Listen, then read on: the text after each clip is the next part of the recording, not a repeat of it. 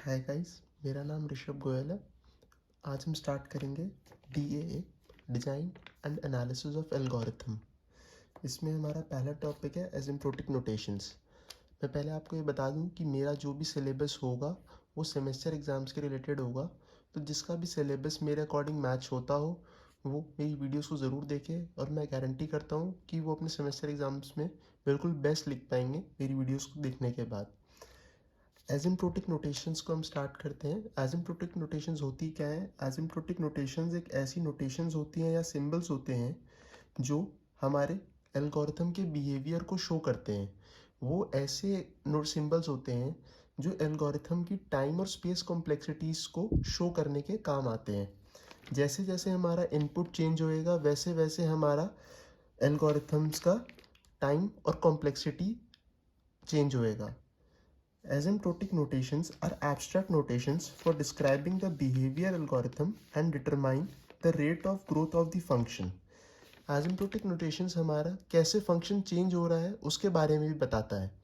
Asymptotic notations are the symbols used for studying the behavior of an algorithm with respect to the input provided. जैसे जैसे हमारा algorithm में input change होएगा वैसे वैसे हमारा एल्गोरिथम अलग तरीके से वर्क करेगा। जो भी हम प्रोग्राम या कोड लिखेंगे वो हमारा अलग तरीके से वर्क करेगा। उसके साथ साथ हमारी जो भी उस एल्गोरिथम की टाइम और स्पेस कॉम्प्लेक्सिटी होगी वो भी चेंज होगी। और हम टाइम और स्पेस कॉम्प्लेक्सिटी को किससे शो करते हैं? एसिम्प्टोटिक नोटेशन से शो करते हैं। हमारे सेमेस्टर एग्जाम्स के अकॉर्डिंग हमारे पास 3 एसिम्प्टोटिक नोटेशंस हैं, बिग ओ, बिग ओमेगा और थीटा। इसके अलावा हमारे पास 2 एसिम्प्टोटिक नोटेशंस और होती हैं, that is small o and small omega. हमारे वैसे सेमेस्टर एग्जाम्स के पॉइंट ऑफ व्यू से ज़्यादा इंपॉर्टेंट होती नहीं है, पर फिर भी हम उसकी एक एक लाइन देख लेंगे। सबसे पहले हम देखते हैं growth of function. Growth of function में जैसे हमारे एक वैल्यू ली है एन। एन हम हमेशा मानते हैं एवरेज बाउंड होता है। एन से कोई भी बड़ी वैल्यूज़ होंगी उसे हम अपर बाउंड कहेंगे। एन से कोई भी छोटी वैल्यूज़ होंगी उसे हम लोअर बाउंड कहेंगे। एन से बड़ी जैसे एन लॉग एन है, एन स्क्वायर है, एन क्यूब है, 2 की पावर एन है, 3 की पावर एन है, ये सब एन से बड़ी है। और root n, log n, n one, ये सब एन से छोटी है तो उसे हम लोअर बाउंड कहेंगे। एन को हम एवरेज मानते हैं इस केस में। ये हम पढ़ चुके हैं। हमारे पास एसिम्प्टोटिक नोटेशंस 3 होती हैं। Asymptotic notations are mathematical tool to represent the complexity in terms of time and space. ये भी हम बात समझ चुके हैं कि एसिम्प्टोटिक नोटेशंस एक सिंबल्स होते हैं, मैथमेटिकल टूल होता है हमारे पास टाइम और स्पेस कॉम्प्लेक्सिटी को रिप्रेजेंट करने का। 3 हमारे पास तरीके की होती है asymptotic notations, big o, big omega और थीटा। इसे हम वर्स्ट केस भी कहते हैं, बेस्ट केस भी कहते हैं और एवरेज केस भी कहते हैं। इसके बाद हम इसे अपर बाउंड भी कहते हैं, ओमेगा को हम लोअर बाउंड भी कहते हैं और थीटा को हम एवरेज बाउंड भी कहते हैं। ये सब मैं आपको बाद में बताऊंगा कि हम इसे ऐसा क्यों कहते हैं। हमारे सबसे पहले बात करते हैं बिग ओ के बारे में। बिग ओ की एक डेफिनेशन, मेन डेफिनेशन है जो आपको याद करनी है। ये सेमेस्टर में ज़रूर पूछी जाती है और ये ग्राफ भी बहुत इंपॉर्टेंट है जिसे आपको बिल्कुल अच्छी तरह याद करना है। The function f of N is order of g of big O of g of n if there exists positive constant c and n naught such that f of n less than equal to c dot g of n for all n greater than equal to n naught। इसमें हमारे पास main condition होती है f of n must be less than equal to c dot g of n की। इसमें हमें ये proof करना होता है कि जब f of n less than equal to c dot ji n होता है तभी हम कह सकते हैं कि हमारा f of n is big O of g of n only when हमारे पास कोई एक ऐसा सिंगल कांस्टेंट c हो जिस पे ये फंक्शन, जिस पे ये रिलेशन वैलिड हो, और एक कोई भी ऐसा n जिसके बाद हम n की कोई भी वैल्यू ले तो भी ये फंक्शन वैलिड हो। जैसे हम पहले यहाँ से एक एग्जांपल से समझते हैं। अगर हमने लिया है F of N is equals to 3n+2 और हम इसी के कोरस्पॉन्डिंग एक जी ऑफ एन लेंगे, वो हम कुछ भी मान सकते हैं। अगर हम 3n+2 ले रहे हैं तो हम इसी ऑर्डर का जी ऑफ एन मान लेते हैं, जैसे n। इसको एक काफ़ी अच्छा एग्जाम्पल बनाने के लिए वैसे हम कुछ भी ले सकते थे, जी ऑफ एन को एन स्क्वायर, एन क्यूब, कुछ भी। फिर उसके बाद हमने f of N is less than equal to C dot ji n में हमने वैल्यूज पुट कर दी एफ ऑफ एन की और जी ऑफ एन की। एफ ऑफ एन हमारा था 3n+2 और जी ऑफ एन था हमारा n। फिर हमें स्टेटमेंट से पता है कि हमारे पास हमें ये स्टेटमेंट को ट्रू करना है फॉर एनी कांस्टेंट c, किसी एक भी कांस्टेंट c के लिए, और for all n greater than n not.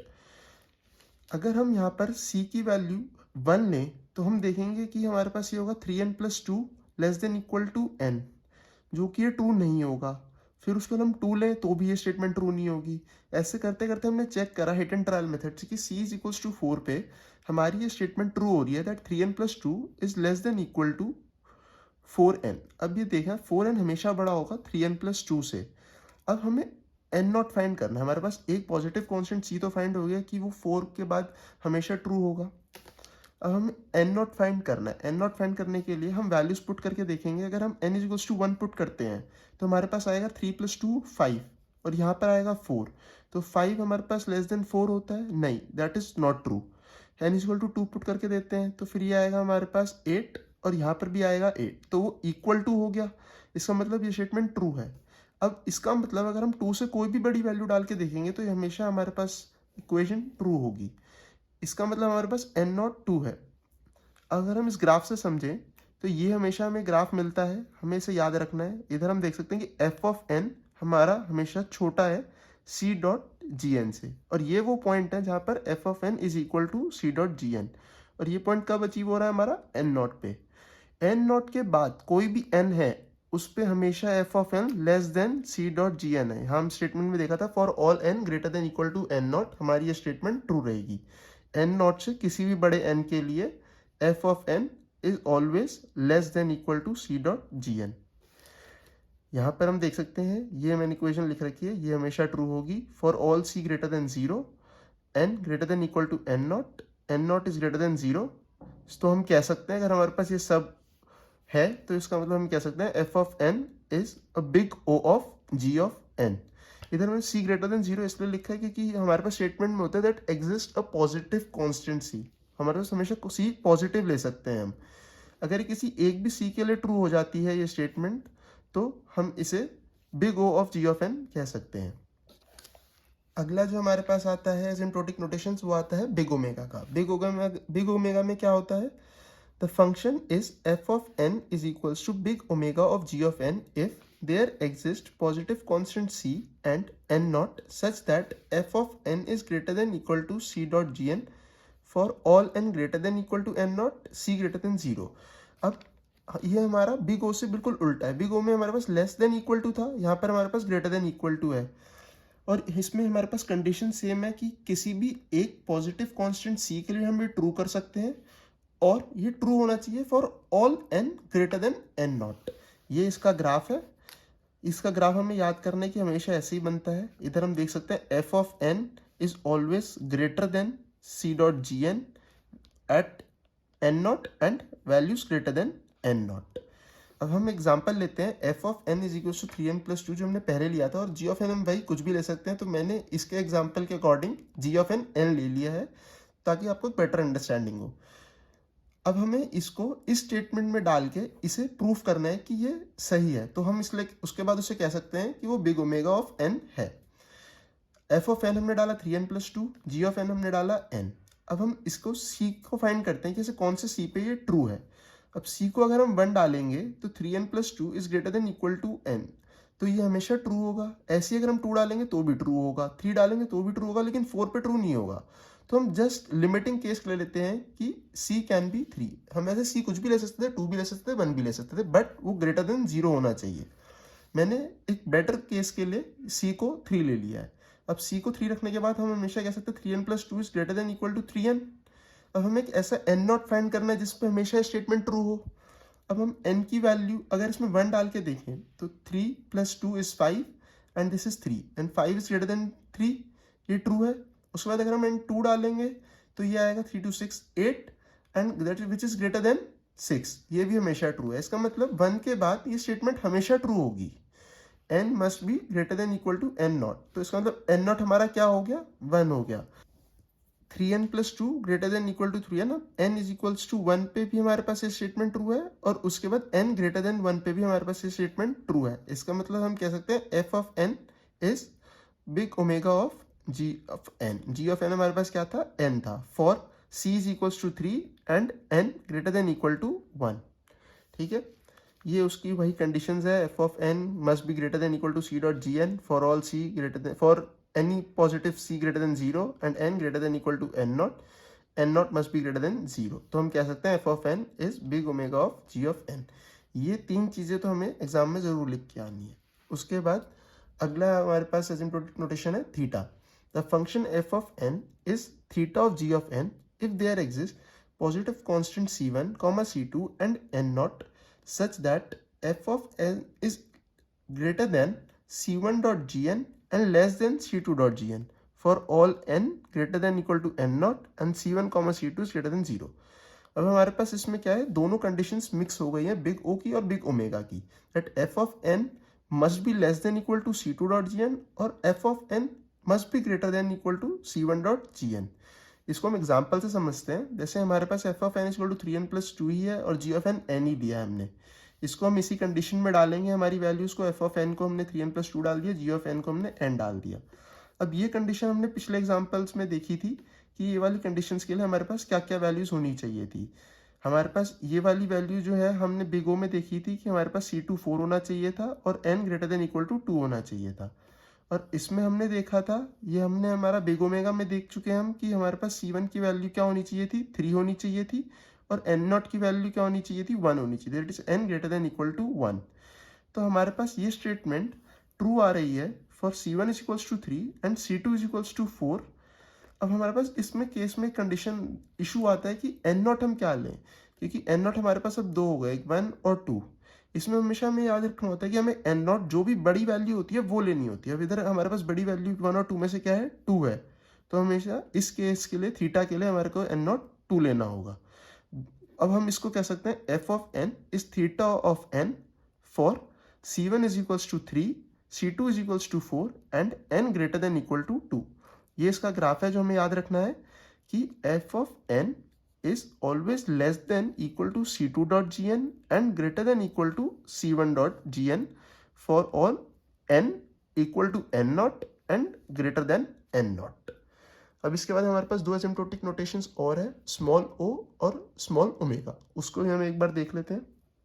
जैसे हम स्मॉल o से स्टार्ट करते हैं। स्मॉल o में क्या कंडीशन होती है, ये सिमिलर होता है बिग o से, बस इसमें क्या एक कंडीशन चेंज हो जाती है कि बिग ओ में हमारे पास यहाँ पर लेस देन इक्वल टू का साइन होता है, इधर सिर्फ लेस देन का साइन होता है। और हमारे पास बिग ओ में किसी भी एक वैल्यू ऑफ सी पे अगर ये कंडीशन ट्रू हो जाती है तो हम उसे बिग ओ कह सकते हैं, लेकिन इधर हर वैल्यूज ऑफ सी के लिए विच इज ग्रेटर देन 0 के लिए ये हमें ट्रू सॉल्व करनी होती है, तो ही हम कह सकते हैं कि वो एक स्मॉल ओ है। मतलब दो डिफरेंस होते हैं, एक यहाँ पर बिग ओ में इक्वल टू होता है, इधर नहीं होता, और बिग ओ में सिर्फ एक सी पे हम उसको सॉल्व कर सकते हैं, इधर हमें हर सी पे सॉल्व करना होता है फॉर ग्रेटर देन 0, तो ही हम उसे स्मॉल ओ कह सकते हैं। एक एग्जांपल से देखते हैं। अगर हमारे पास F of N is equals to N है और G of N is equals to N square है। अगर हम इसमें देखें हमारे पास ये n और इसको n स्क्वायर को हम खोल के लिख सकते हैं n इंटू एन। अब एक n से n कैंसिल हो गया तो ये हो गया 1 और ये हो गया n। अब इसको हम c से मल्टीप्लाई कर देते हैं to make it c dot ji n. फिर हम देखते हैं कि हमारा 1 is less than c dot n for all c greater than 0। ये हमेशा हमारी वैल्यू 2 रहेगी, ये जो हमारी टर्म है हमेशा 1 से बड़ी ही होगी। तो हम कह सकते हैं f of n is equals to small o of g of n, क्योंकि ये हर c के लिए ट्रू है, इसीलिए हम कह सकते हैं f of n is small o of g of n। अब अगर हम देखें कि अगर हम अपना c को फिक्स कर देते हैं, if we fix our c is equals to 1, अगर हम c को 1 फिक्स कर देते हैं और अगर हम हमारा n भी 1 ले लेते हैं, तो हम देखें कि हमारा f ऑफ n और g ऑफ n बराबर आ जाता है। कैसे, n less than c dot N square था हमारा, f of n less than c dot N g of n, n 1 ले लिया और c 1 ले लिया, तो हमने देखा इसकी भी वैल्यू 1 हो गई और इसकी वैल्यू 1 हो गई, ये दोनों हमारी इक्वल आ गए। इसका मतलब हमारा n is equal to c dot N square, और जहाँ ये इक्वल टू आ जाता है इस कंडीशन में तो इसको हम बिग ओ भी कह सकते हैं। तो हम ये कह सकते हैं कि ये वाला एफ ऑफ एन हमारा बिग ओ भी है ऑफ जी ऑफ एन। सो इससे हमें पता लगता है कि अगर हमारे पास एक हमारा फंक्शन स्मॉल ओ आ जाता है तो वो बिग ओ भी होता है। तो big small o is subset of big O. ऐसा ज़रूरी नहीं है कि अगर हमारे पास बिग ओ तो हो तो वो स्मॉल ओ भी होगा। एक एग्जाम्पल से लेके मैं आपको ये बात बताता हूँ। हमने एग्जाम्पल लिया F of N is equals to N और G of N is equals to 2n। इधर हमने सेम कंडीशन यूज करी हमारी F of N less than equal to C dot G of N. ये हमारी वैल्यू ट्रू है किसके लिए, c इज इक्वल्स टू 1 के लिए। अगर मैं c की वैल्यू इधर 1 ले लूँ तो मेरा n हमेशा लेस देन 2n होगा।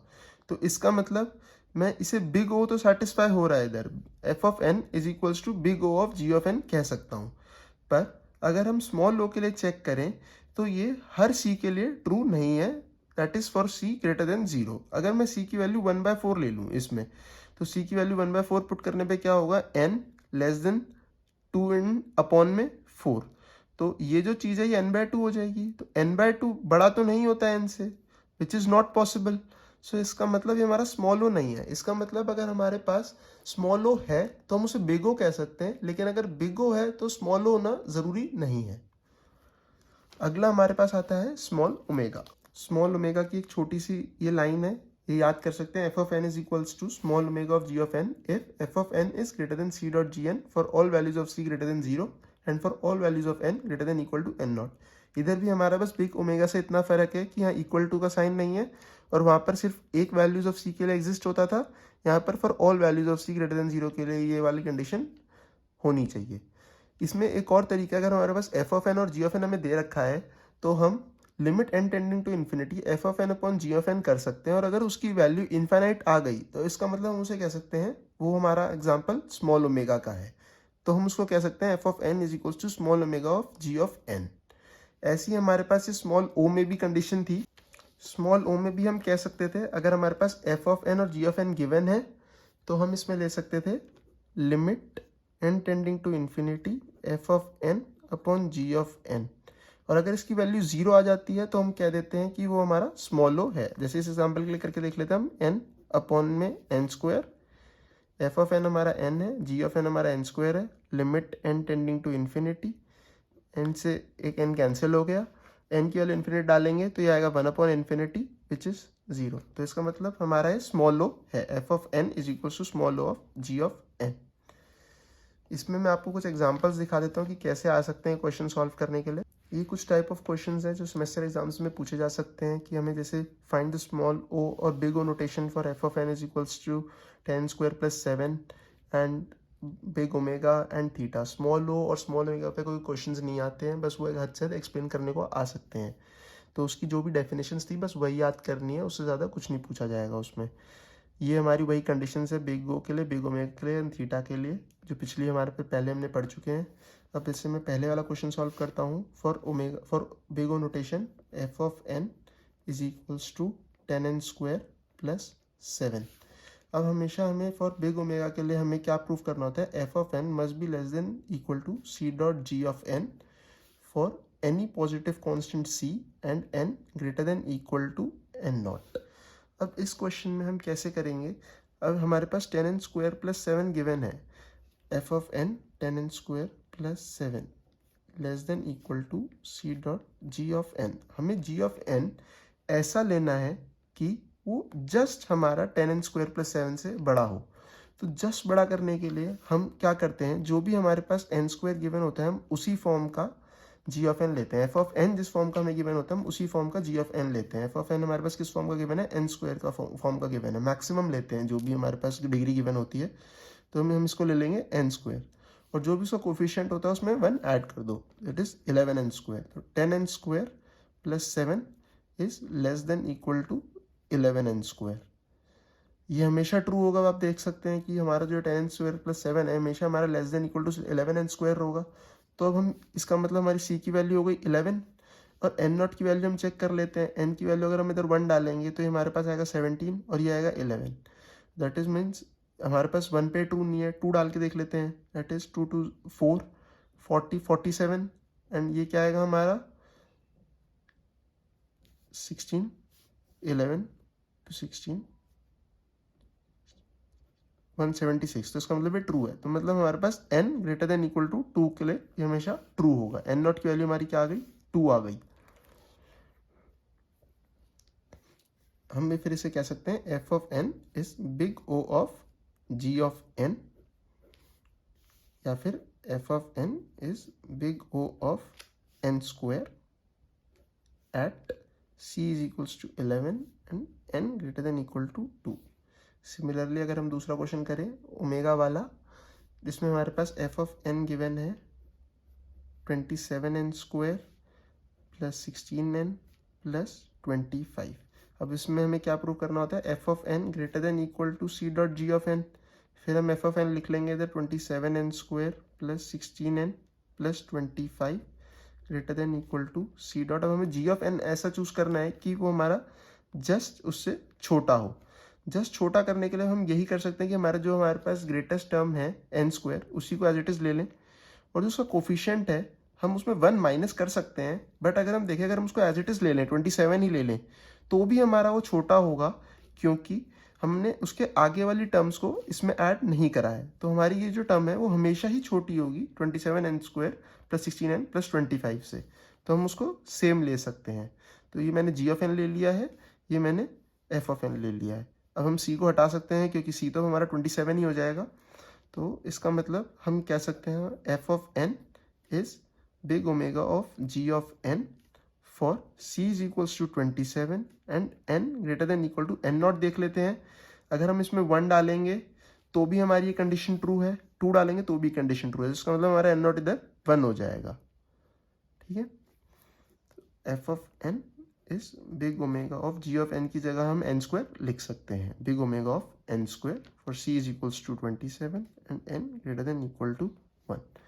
अगला क्वेश्चन हम देखते हैं 27n स्क्वायर प्लस 16 के लिए हमें थीटा नोटेशन के लिए प्रूफ करना है। ये क्वेश्चन है, इसे हमें थीटा नोटेशंस के लिए प्रूफ करना है। थीटा नोटेशन का क्या फंक्शन हमने याद करा था, F of N must be in between c1 dot G of N and less than equal to c2 dot G of N. c1 c2 change हो सकते हैं, कोई मैटर नहीं करता।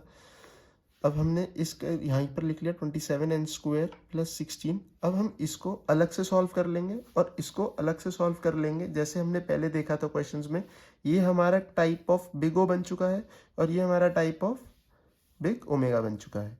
इसके लिए हम देखेंगे less than equal to G of N, हम इसके लिए कैसे चूज करेंगे, N square as it is and 27 से एक कम, दैट इज एक ज़्यादा 28n स्क्वायर। इधर के लिए हम क्या चूज करेंगे, n square as it is, और इधर आगे एडिशन की भी टर्म है तो हम इसका मतलब इसको एज इट इज उतार सकते हैं 27n स्क्वायर। ये चीज़ हमेशा छोटी होगी 27n स्क्वायर प्लस 16 से। इसका मतलब हमारी c1 की वैल्यू क्या होगी 27 और c2 की वैल्यू क्या होगी 28।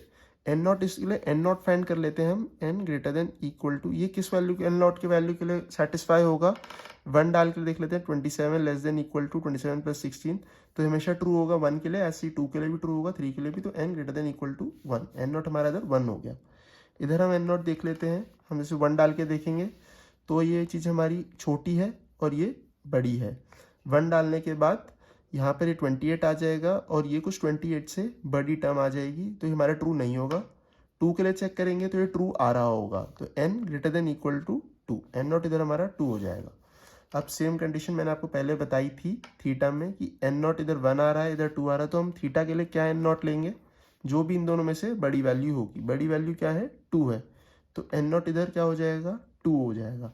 और फिर हम इसके लिए कंक्लूडिंग स्टेटमेंट लिख सकते हैं F of N is equals to, हम इसके लिए प्रूफ कर पा रहे हैं दोनों कंडीशंस, तो इसीलिए हम इसको लिख सकते हैं कि हमारी थीटा नोटेशन के अंडर आती है theta of ji of N, हमारा क्या होगा इसमें N square, G of N N square for c1 is equals to 27, c2 is equals to 28 and n greater than equal to 2, n naught is equals to 2।